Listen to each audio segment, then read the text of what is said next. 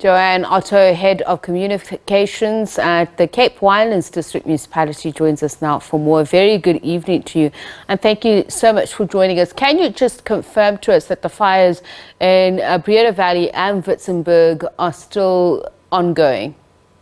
Hi, it's Sapisa, and hello, listeners. Thank you for having me this evening. And I'm afraid, yes, the fires are still ongoing. Both are still burning out of control. There's a lot of fuel for them to burn, and there's just a perfect amount of breeze this evening to keep them going. And just tell us about the conditions. I believe that there are strong northwesterly winds that have been picking up since around 3 a.m. Are those making things difficult for the firefighters? Well, just as anybody knows, when you blow on coals, it ignites them again, and unfortunately that's exactly what's happening here. So we've got just during the night, at about 3 a.m. this morning, quite a strong, stiff breeze kicked up northwesterly. And interestingly enough, on this side of the Kluitjieskraal mountain, in the northwesterly is almost the worst thing we can have, but on the other side, on the Elandsberg side, it actually aided our firefighters. So on our side, it made matters worse, and it ignited many, many flare-ups. And of course, along the mountain from Bainskloof, the fire jumped the road, went across into the veld there, and continued to burn quite a long distance. I think I heard somewhere today that fire line was running almost 30 kilometers long. No, and just looking at those visuals there, it seems that you are obviously also dealing with uneven terrain. I'd imagine that also means inaccessibility and high fuel loads. Oh, absolutely. So you can just imagine it's along the mountainside, so it is completely uneven terrain. Many cliffs and little nooks and crannies that are difficult to get to.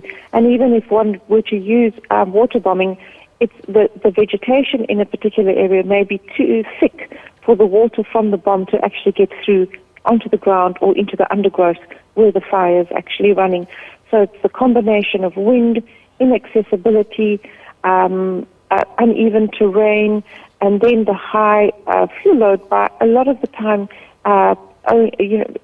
unmaintained veld. So a lot of alien vegetation that grows up, and whoever owns it doesn't have it regularly removed. You mentioned the fire lines earlier on. Just tell us a little bit more about the Bainskloof area.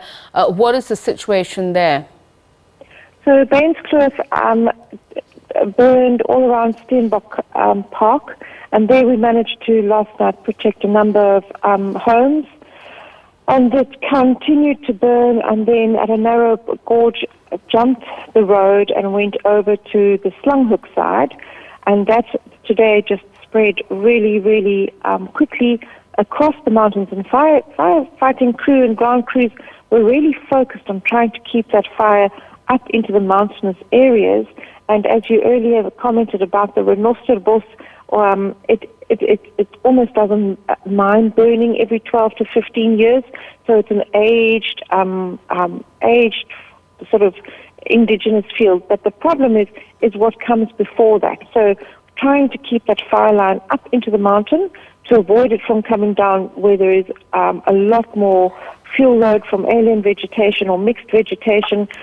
We even have a situation in one of the areas in the Slanghoek area, and even on the Bainskloof side, where there were an awful lot of blue gum trees, which were planted 60 or 80 or 100 years ago and used for firewood and for building purposes.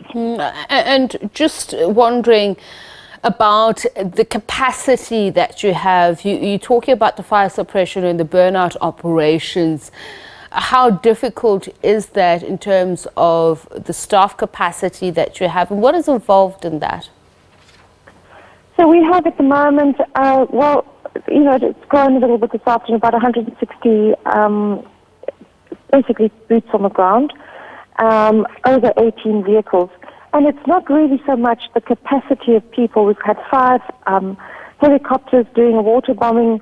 It's the combination of factors that has made these 2 fires so difficult to contain. It's the size of the fires, and as we've mentioned earlier, the the high fuel loads, and of course the incredible fire index we've had.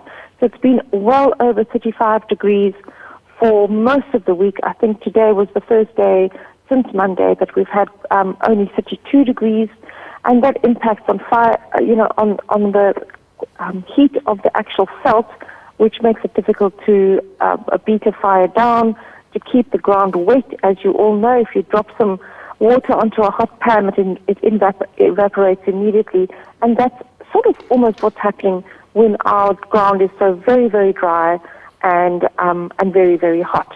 So it's not so much a lack of skill. The firefighters are well skilled, well trained, and very well equipped and well resourced. It's just the pure magnitude of this fire that is making it difficult to contain. You mentioned earlier on that this is an ecologically sensitive area. How many hectares are we talking about here? And just also explain to our viewers, what do we mean by that? What kind of vegetation is there? So in certain areas there are protected animals and vegetation, so our ericas and our fynbos. As they're indigenous to the area and endemic to the area, and some of them only grow in that specific area. So a lot of effort is being put into protecting those areas. And then sorry, Pisa, what was the other part of that question? Was the ecologically sensitive area and your first part? Yes, so I was just saying, just help our viewers understand the importance thereof. I mean, sometimes we speak about it as if people really understand the importance of some of these areas and just the expanse of it. How many hectares is involved here? Oh, yes, that was it, the hectares. Sorry, it's been a very long week to Pisa. No, absolutely understand. So we've, there are two fires running, and the one is at Fairy Glen, where around about 2,200 hectares of mountainous property has already burned. And you'll notice that we're not talking about destroyed. We actually speak of burned, because some of the fynbos actually prefers to have a little bit of fire every 12 to 15 years. And then on the Kluitjieskraal fire, which has been the longest running fire, which started on Monday afternoon, we've lost 22,000 hectares of mountainous area.